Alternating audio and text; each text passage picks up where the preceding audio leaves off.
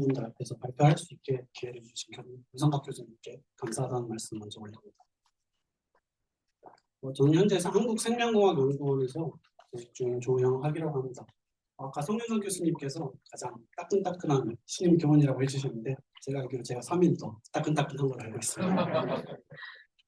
그래서 저는 윤성학 교수님 지도하에서 2022년에 박사학위를 받았습니다. 그래서 박사학위를 하는 동안 이제 세포 배양 표면 설계에 대한 연구들을 많이 진행을 했고, 그에 따라서 오늘 발표를 ICBD 기반 고부자 망막을 이용한 차세대 세포 배양 표면 설계라는 제목으로 드리겠습니다. 오늘 발표드리는 내용은 다 제가 한 연구들은 아니고 저희 연구실에서 진행한 연구들을 제가 대신 발표드리는 바입니다. 그래서 저희 연구실에서 윤성학 교수님 연구실에서 진행됐던 생체 재료와 관련된 연구들을 하나로 묶을 수 있는 질문이 뭐였을까라고 고민을 해봤을 때 서로 다른 표면에서 세포는 왜 다르게 반응할까였습니다. 같은 세포여도 표면이 어떻게 달라지느냐에 따라서 부착되는 형태가 굉장히 상이하다는 점이 있습니다. 그래서 그 과정은 표면에 있는 분자 구조에 의해서 표면에 흡착되는 단백질의 흡착 패턴이 달라지고 이런 패턴이 세포로 전달이 돼서 결국 세포의 기능이나 운명이 달라진다고 잘 알려져 있습니다. 그래서 그렇다면 세포 배양의 표면을 굉장히 정밀하게 설계할 수 있다면 세포를 기능이나 운명을 잘 조절할 수 있겠구나로 이어지게 됩니다. 그래서 여기서 이어지게 되는 핵심 질문은 바로 세포 소재 미세 환경을 어떻게 재현할 수 있을까? 그렇게 함으로써 어떻게 재현 가능한 세포 기능을 우리가 얻을 수 있을까입니다. 그리고 이런 질문에 대답해보자 하는 분야가 바로 생체 계면공학입니다. 생체 계면공학에서는 이런 세포 신호 조절이나 계면 조직화 제어를 통해서 화학을 방식으로 화학적 신호나 기계 구조적 신호, 단백질 조절, 동적 계면 제어, 3차원 미세 환경 조절 등을 통해서 이루어지게 됩니다. 그래서 이러한 생체 계면 공학에 활용하기에 가장 좋은 기술이 바로 ICBD 기술입니다. ICBD의 메커니즘을 윤성학 교수님께서 잘 소개해 주셨으니 저는 설명하지 않기로 하고요. ICBD 기술이 가지고 있는 장점이 왜 생체 계면을 조절하는 데 좋으냐를 간단하게 말씀드리겠습니다. ICBD 기술은 굉장히 균일하게 구성을 조절하면서 공정합체를 만들 수 있습니다. 그렇기 때문에 화학적 기능끼를 항상 자유롭게 조합할 수 있다는 장점이 있고 또 그 구성을 굉장히 정밀하게 조절할 수 있다는 장점이 있습니다. 두 번째는 용매가 활용되지 않기 때문에 세포에 활용하기 굉장히 좋습니다. 세포 독성 문제를 완전히 배제할 수 있습니다. 또 이러한 다양한 형태의 기판에 균일하게 적용할 수 있고 또 투명하기 때문에 기존에 사용하던 배양 접시와 큰 차이 없이 활용할 수 있다는 그런 장점이 있겠습니다.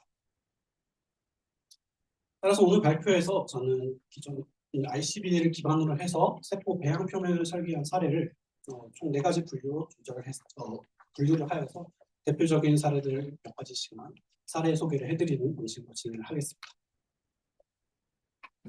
첫 번째 사례는 줄기세포의 배양 환경을 설계한 내용입니다. 보통 줄기세포를 배양을 할 때 동물에서 유래된 단백질을 활용하게 됩니다. 이제 대표적으로 메트리젤이라는 단백질이 있는데 이런 메트리젤이라는 단백질은 쥐의 종양을 일으켜서 그 쥐의 종양에 있는 단백질을 꺼내서 쓰는 물질입니다. 그래서 쥐를 키워야 되고 종양을 일으켜야 되고 그것을 하비스트해서 퓨리피케이션해서 제품으로 판매하게 되는 겁니다. 그렇기 때문에 굉장히 생산하는 데 있어서 굉장히 높은 비용과 환경 부담이 있고 무엇보다도 동물의 종양에서 나왔기 때문에 인간에게 활용을 할 수가 없습니다. 그래서 줄기세포를 배양하는 과정에서 이런 동물류의 물질을 배제하는 것은 굉장히 큰 화두입니다. 따라서 본 사례에서는 ICBD 공정을 이용해서 합성 고분자를 만들어서 그것을 기반으로 해서 줄기세포를 배양할 수 있는 플랫폼을 만들어보자라는 사례입니다. 그래서 기존에 지속적으로 생산하기가 어렵고 동물유해 물질들이 활용되고 대량 생산이 어려운 이런 생체 분자들을 지속 가능하며 동물들의 물질이 없고 대량 생산이 가능한 그런 화학적 표면 설계 요소로 전환을 해보자라는 연구 아이디어고 이런 아이디어를 활용해서 전분하는 줄기세포나 장줄기세포의 배양 표면을 설계해본 사례들입니다. 먼저 전분하는 줄기세포에 대해서 말씀드리겠습니다. 전분하는 줄기세포는 말 그대로 모든 종류의 세포로 다 분할할 수 있는 그런 세포입니다. 따라서 환자로부터 성체세포를 추출을 해서 그것을 전분하는 줄기세포로 만들고 그것을 다시 필요로 하는 다른 세포로 다시 만들어서 다시 환자로 이식하는 이런 세포 치료제로 활용 가능성이 굉장히 무궁무진합니다. 다만 앞서 말씀드린 것과 같이 동물성 유래 물질이 활용되기 때문에 사람에게 활용될 수 없다라는 그런 한계점이 있고, 이 사례에서는 ICBD 방막을 통해서 다양한 ICBD 방막을 합성을 해서 스크리닝 과정을 통해서 이런 전분하는 줄기 세포가 동물들의 물질 없이 배양될 수 있는 방막을 개발한 사례입니다. 그래서 먼저 물질 선정 라이브러리에 대해서 말씀드리겠습니다. 물질 선정을 위해서 아민 기능기, 그리고 가교 소수성 기능기, 아민 반응성 기능기, 산성 기능기를 가지고 있는 모노머들 대량치들을 선정하였습니다. 그래서 아민 기능기와 산성 기능기를 조합해서 아미노산이 가지고 있는 한쪽은 아민, 한쪽은 산성 그 기능기를 모사를 하고자 하였고, 또한 아민 반응성 물질들을 활용해서 아민을 양이온화시키고자 하였고, 또한 실제 아미노산이 존재하는 그 양이온성을 모사하고자 한 것입니다. 또한 가교 소수성 기능기를 활용해서 구조의 안정성과 표면 젖음성을 제어하고자 하였습니다. 그래서 총 이제 45종의 구분자를 구성을 하여서 전문하는 줄기세포에 대해서 배양 가능성을 먼저 1차적으로 스크리닝을 진행을 하였고, 여기서 선정된 구분자를 추가적인 최적화를 통해서 이제 PGC2라는 구분자를 개발하게 되었습니다. 이런 PGC2 구분자에서 전분하는 줄기세포가 굉장히 안정적으로 부착이 돼서 잘 배양이 되는 것을 확인할 수 있었습니다. 또한 이렇게 부착된 줄기세포가 그럼 장기적으로도 안정적일 것이냐를 확인하기 위해서 장기 배양 가능성을 확인하였습니다. 그래서 전분하는 줄기세포를 구분자 방막 위에 키우면서 총 이제 10번의 계대 배양을 진행하였고, 이렇게 10번의 계대 배양을 진행을 하는 동안에도 세포가 성장 차이 없이 굉장히 줄기세포로서 잘 유지가 되고 있는 것을 확인할 수 있었습니다. 또한 인간 배아줄기세포나 인간 유도된 맞는 줄기세포, 다양한 종류의 맞는 줄기세포에 대해서 다 활용이 가능함을 확인할 수 있었습니다. 다음으로 이렇게 장기 배양이 된 세포가 그러면 안정적인 것이냐를 확인하기 위해서 이러한 세포의 증식 능력이나 세포의 유전체들이 잘 보존되고 있는지를 확인해 보았고, 잘 보존되고 있어서 세포가 건강하게 잘 있구나라는 것을 알 수 있었습니다. 또한 전분하는 줄기세포는 모든 종류의 세포로 다 분화할 수 있는 세포이기 때문에 분화 가능성을 확인해야 합니다. 그래서 각각의 이제 선비하고 리니지로 분화를 시켜보았고, 실제로 원하는 대로 분화가 잘 되는 것을 확인해서 얘가 전분하는 걸 아직 잘 가지고 있다라는 것을 확인할 수 있었습니다. 또한 단백질학 분석을 통해서 기존의 이제 메트리젤이라는 물질에서 전분하는 줄기세포가 배양이 되는데, 이런 메트리젤에서 배양된 세포랑 그럼 얼마나 다르냐를 분석하고자 하였고, 이렇게 다르게 반응되는 단백질을 리스트업 해보았을 때 크게 유의미한 단백질 없이 실제로 기존의 골든 스탠다드로 활용되고 있는 메트리젤과 큰 차이 없이 세포가 유지된다는 것을 확인할 수 있습니다. 그래서 이 사례에서는 동물유래 물질을 배제해서 만능줄기 세포를 배양할 수 있는 플랫폼을 만들었다는 의미가 있습니다. 다음으로 장줄기세포에 대한 내용을 말씀드리겠습니다. 장줄기세포는 인간에 존재하고 있는 성체 줄기세포로서 이제 장 재생과 질환 연구에 핵심적으로 활용되고 있는 그런 세포입니다.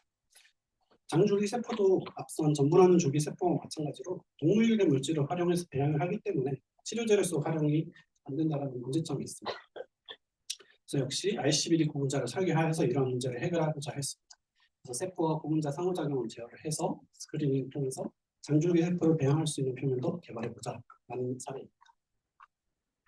그래서 유사하게 합성 구분자를 잔뜩 만들어서 스크리닝을 진행을 하였고, 이제 세포가 이에 반응하는 지표들을 히트맵 분석을 통해서 선정을 하게 되었습니다. 그래서 여기 PECDMA 플러스 P라는 구분자가 선정이 되었고, 그래서 이제 XF 디스크라고 명명을 하여서 장줄기 세포를 배양하는 데 활용하였습니다. 그래서 이 XF 디스크에서의 장줄기 세포를 배양을 해보았을 때 장줄기 세포의 형태에 큰 문제 없이 굉장히 잘 배양이 되는 것을 확인할 수 있었고, 또한 이 XF 디스크 자체의 장기 안정성을 확인해 보았을 때도 그냥 선반 위에 2년간 오랫동안 보관했던 고분자를 다시 활용해 보았을 때 막 준비한 고분자 방막과 큰 차이 없이 재현성이 잘 유지되는 것을 확인할 수 있었습니다. 또한 이런 XF 디스크의 생체 적합성을 평가하였을 때 큰 세포 독성 없이 세포가 건강하게 잘 유지되는 것을 확인하였습니다. 그렇다면 이러한 XF 디스크에서 장줄기세포가 오랫동안 장기적으로 증식이 될 수 있는지를 확인해 보았습니다. 그랬을 때 장주기 세포의 경우에는 30배세지까지 세포가 굉장히 건강하게 잘 유지가 되는 것을 확인하였고, 이 기간은 한 6개월 정도 되는 기간으로 이제 세포 치료제로서 활용하기에 충분히 오랫동안 배양이 되는 정도의 기간입니다. 또한 이렇게 XF 디스크에서 배양된 장줄기 세포가 그러면 세포를 키우다가 잠깐 걸렸다가 다시 해동시켜서 키웠을 때도 괜찮냐라고 했을 때 괜찮았습니다. 그래서 이 동결 해동이 가능해서 이걸 세포주로서 활용할 수 있다는 지점까지 확인하였습니다. 장줄기 세포는 이제 장줄기 세포니까 장줄기 세포가 가져야 하는 여러 가지 이제 표지 단백질이나 마찬가지로 매트리제가 비교했을 때 트랜스크립토믹스나 프로테오믹스적 분석을 했을 때 굉장히 건강하고 잘 유지가 되는 세포다라는 지점을 확인하였고, 장줄기 세포니까 실제로 장으로 내가 기능적으로 분화할 수 있느냐를 확인했어야 했습니다. 그래서 에어 리퀴드 인터페이스에서 장줄기 세포를 분할을 하였고, 실제로 장이 가지고 있는 크립토빌러스 같은 모양들이 실제로 잘 나타나는 것을 확인해서 분명히 세포가 건강하고 튼튼하다라는 것을 알 수 있었습니다. 마지막으로 이제 임상 적용 가능성을 확인하기 위해서 DSS라는 물질을 활용을 해서 주에다가 이제 대장염을 일으켰고, 이 대장염에다가 XF 디스크에서 배양된 장줄기 세포를 인젝션을 통해서 이식을 하였을 때 이 대장염의 치료 효과가 굉장히 뛰어난 것을 기존에 이제 필그린 글루를 이용해서 치료했던 것에 비해서 더 뛰어났다는 것을 확인할 수 있었습니다. 즉 이 사례에서는 표면 설계를 통해서 동물의 모질질 없이 장줄기 세포를 배양할 수 있는 플랫폼을 구현하였다는 의미가 있습니다. 두 번째 파트는 세포 공정 엔지니어링에 대한 내용입니다.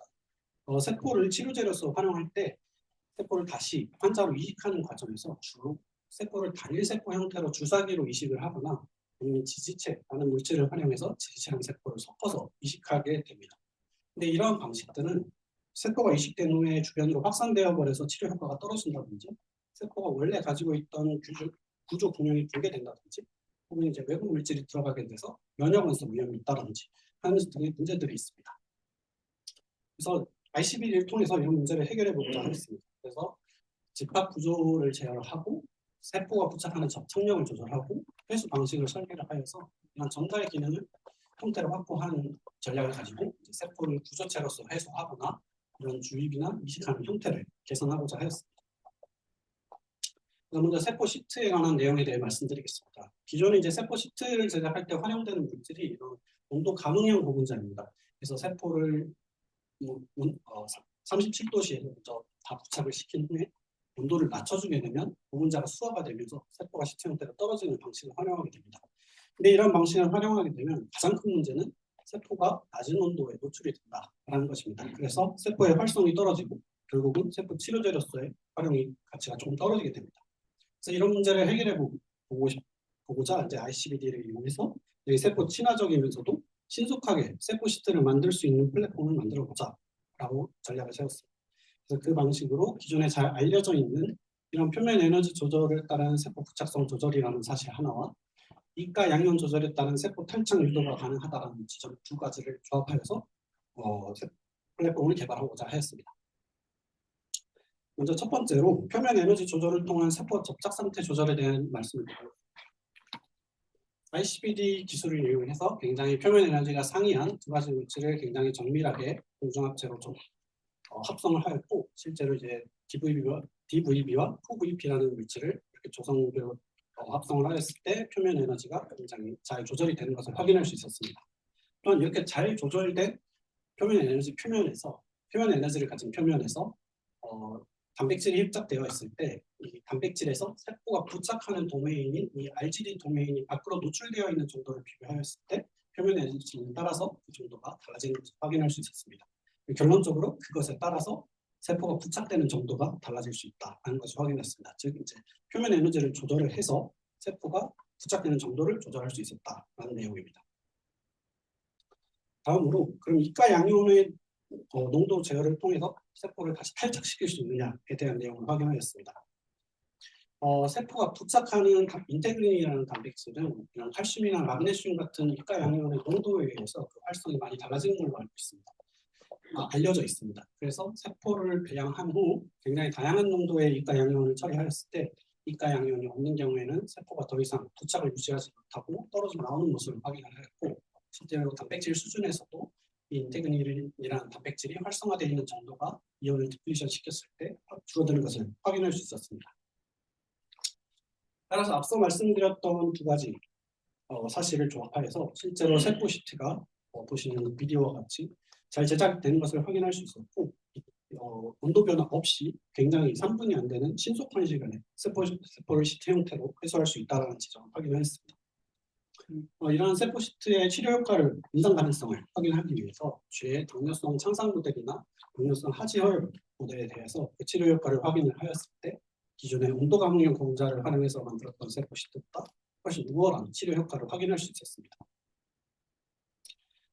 그리고 최근에는 이러한 세포 시트의 전달 방식을 개선하기 위한 후속 연구가 진행되었습니다. 그래서 ICBD 공정을 패터닝을 하여서 이 세포가 시트로서 떨어질 수 있는 표면을 이렇게 닷 형태로 제작을 하고, 그 위에서 세포를 키워서 이런 세포 시트 프래그먼트를 만들어서 이런 그 시린지의 게이지를 통과할 수 있는 정도의 사이즈로 만들게 되면 세포 시트의 장점을 그대로 가지고 오면서 주입 인젝션의 장점도 같이 가져올 수 있는 플랫폼입니다. 그래서 그런 식으로 세포가 프래그먼트로 잘 떨어지는 것을 확인하였고, 인젝션이 된 후에도 굉장히 건강하고 세포 삼회 없이 잘 유지되고 이런 굉장히 성장 인자들이 잘 발현되는 것까지 확인할 수 있었습니다. 그래서 이 본 사례에서는 결국 표면 에너지 제어를 통해서 이런 비온도 응답성 세포 시트 플랫폼을 만들었다라는 사례입니다. 다음으로 미세 환경 모델링 및 세포 기능 조절에 대한 내용을 말씀드리겠습니다. 이런 표면 화학이나 단백질 흡착 패턴, 기계적 구조적 신호 등과 같은 세포 미세 환경 조절을 통해서 세포의 증식, 유동성, 분화, 조직화 등의 기능을 조절할 수 있습니다. 그래서 첫 번째 사례에서는 표면의 흡착 단백질을 제어한 사례입니다. 세포의 체외 배양 환경을 살펴보면 이런 세포 배양 표면에 세포가 바로 달라붙는 것이 아니라 표면에 흡착되는 단백질을 매개로 해서 표면과 인터랙션을 하게 됩니다. 그래서 즉 표면 조절을 통해서 이런 표면에 흡착되는 단백질의 특성을 조절할 수 있고, 그것을 통해서 세포를 조절할 수 있다는 점에서 착안을 하여서 이런 표면의 소수성 조절을 통해서 세포와 단백질의 상호작용을 제어한 사례에 대해 말씀드리겠습니다. 보분자 방막 조성에 따라서 세포 성상이 달라지는 것을 먼저 확인하였습니다. 히마와 CHMA라는 굉장히 표면 에너지가 상이한 두 가지 물질을 섞어가면서 조절을 하였고, 그에 따라서 세포의 성장이 달라지는 것을 확인하였는데, 흥미롭게도 굉장히 친수성인 P히마 표면과 굉장히 소수성인 PCHMA에서 세포가 바닥에 부착되지 않고 어그리게이트, 즉 이제 스페로이드라고 합니다. 스페로이드 형태로 성상을 보이는 것을 확인하였습니다. 그런데 그냥 똑같은 스페로이드가 아니라 조금 달라 보이는 스페로이드였다는 지점이 있었습니다. 그래서 이렇게 보기에 좀 달라 보이는데 실제로 세포가 다르냐를 확인하기 위해서 ECM 단백질 분포로 확인을 해보았을 때 CHMA에서 만들어진 스페로이드는 이제 스페로이드 내부까지 이런 ECM 단백질들이 잘 발현이 되는 것을 확인하는 반면에 히마에서 만들어진 스페로이드는 스페로이드의 겉표면에만 ECM 단백질들이 나타나는 것을 확인하였고, 이런 차이에서 기인하여서 실제로 이런 약물 테스트를 해보았을 때 CHMA에서 만들어진 스페로이드가 훨씬 더 약물 저항성이 뛰어난 것을 확인하였습니다. 그럼 이게 왜 다를까에 대해서 분석하기 위해서 먼저 표면에 흡착되는 단백질 양을 분석하였습니다.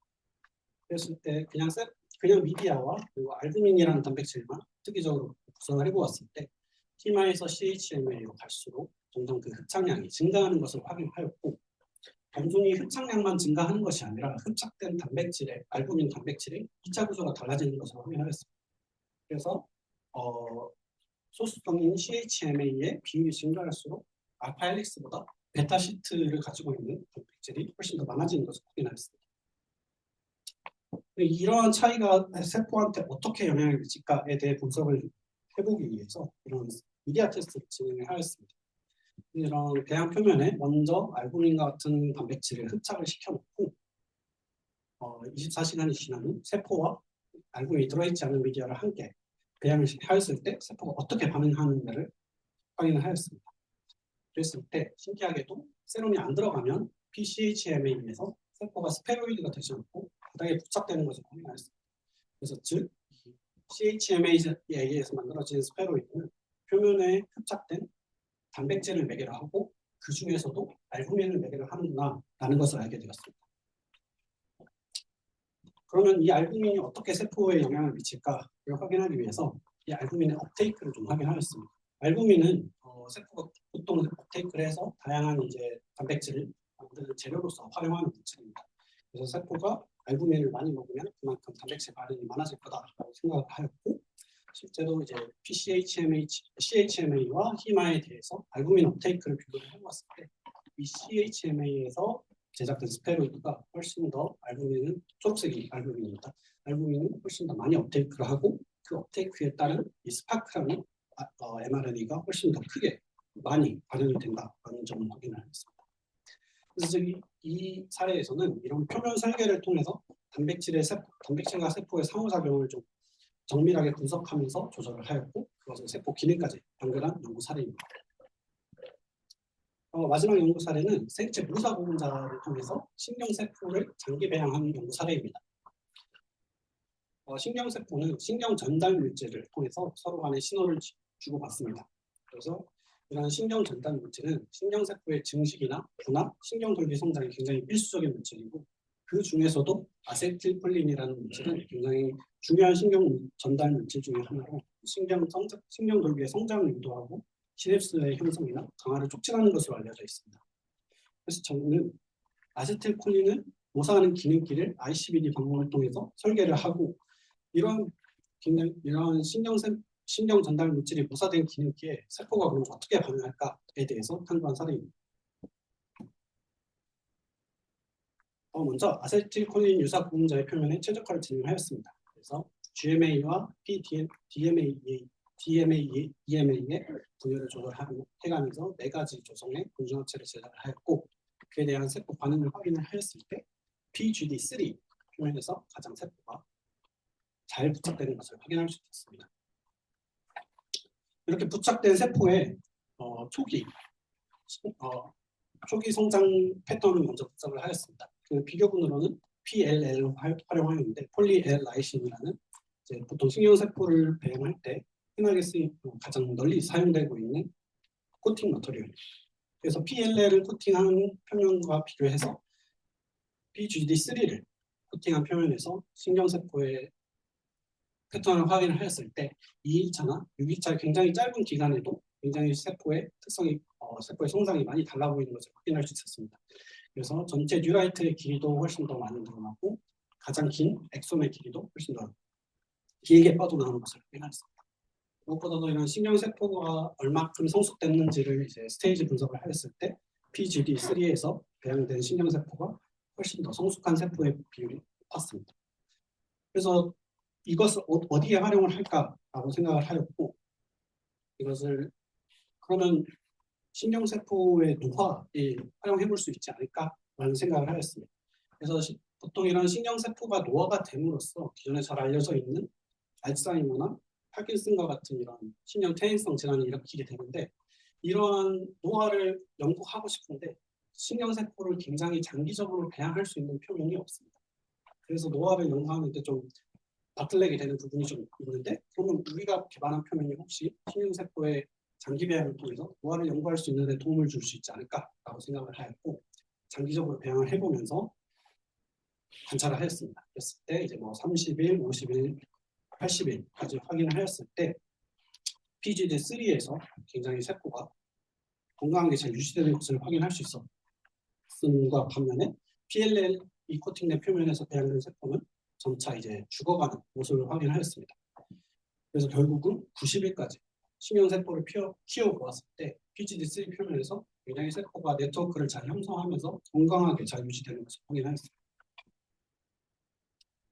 그래서 그럼 왜 신경세포가 PGD3 표면에서 잘 자랄까를 분석하기 위해서 BDNF라는 이제 성장인자에 좀 집중을 하였습니다.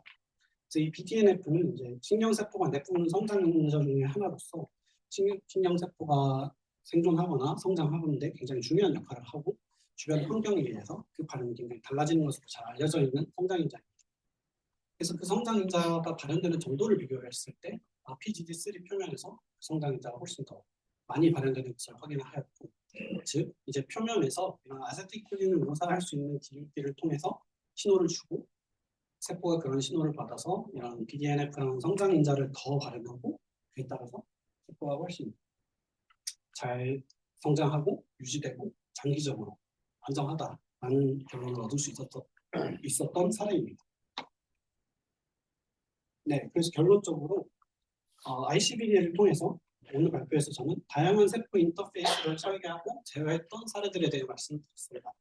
줄기세포의 배양 환경을 설계를 하거나 세포의 공정을 엔지니어링하거나 미세환경 인테리어를 통해서 세포 기능을 조절하는 사례들을 말씀을 드렸습니다. 무엇보다도 이 ICBD 기술이 굉장히 바이오적으로 활용하기 좋다라는 말씀을 드리고 싶습니다. 무엇보다도 이 다양한 세포 중에 맞춤형 적용이 가능하기 때문입니다.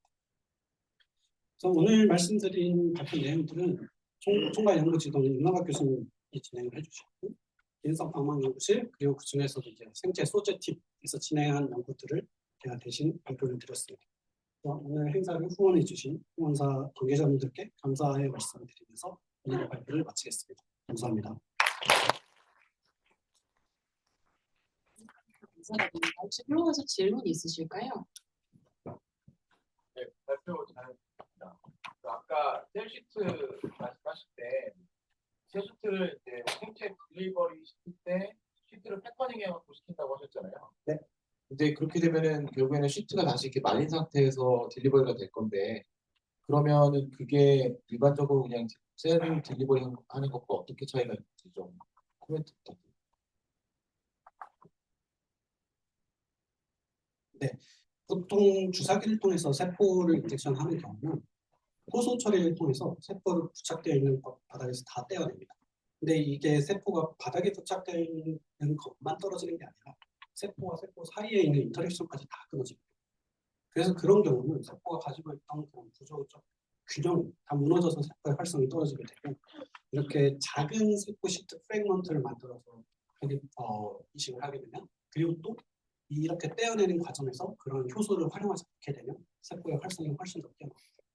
그래서 이런 주사기 게이지를 통과할 수 있으면서도, 그래서 이제 주사기가 가지고 있는 장점이 분명히 있거든요. 가릴 필요가 없고 바로 찌르면 된다, 이런 장점이 있는데, 세포 시트가 가지고 있는 장점을 거기다가 접목시키는 사례라고 보시면 되겠습니다. 네, 혹시 다른 질문이 네. 발표 잘 들었습니다. 그 설명해 주실 때 처음에 배양하는 동물 유해 물질을 사용하지 못한다고 말씀을 하셨는데, 이게 그 기술적인 이유인지 아니면 윤리적인 이유인지 제가 이해를 못해서 추가적인 설명을. 규제 문제입니다. 실제로 이제 인간에게 활용되기 위하면 저희가 한국의 경우는 식약처를 통과해야 되고 미국은 FDA 그런 규제를 승인을 받아야 되는데, 제가 오늘 가져오지는 않았지만 FDA 문서에 그런 부분도 정확하게 명시가 되어 있습니다. 그래서 동물로부터 유래된 물질을 인간에게 이식하는 세포 치료제에 활용할 수가 없습니다. 그래서 그것을 대체해야 됩니다. 그리고 그게 가장 큰 어드입니다. 네, 그러면은 좋은 발표해주신 조영 박사님께 감사 박수 드리면서 첫 번째 세션 마무리하도록 하겠습니다. 하기 전에 그 사진을 한 장 좀 찍으려고 합니다. 그런데 이제 사진 찍자고 하면 다 안 나오세요. 그래서 제가 1분단, 2분단, 3분단으로 한 분단씩 이제 나와서 자리를 좀 잡겠습니다. 먼저 1분단부터 다 일어나셔서 그 화면을 잠깐 리플을 해주시겠어요? 저희가 현수막 위치 쪽에 이제 나와서 찍을 거여가지고, 자 먼저 이렇게 일차적으로 쭉 서주시면 다음 2분단 이제 학생 여러분들 다 나와주세요. 네, 전체 다 나오셔도 됩니다. 일사불란하게 먼저 일렬로 먼저 좀 서주시고, 그 다음에 세 분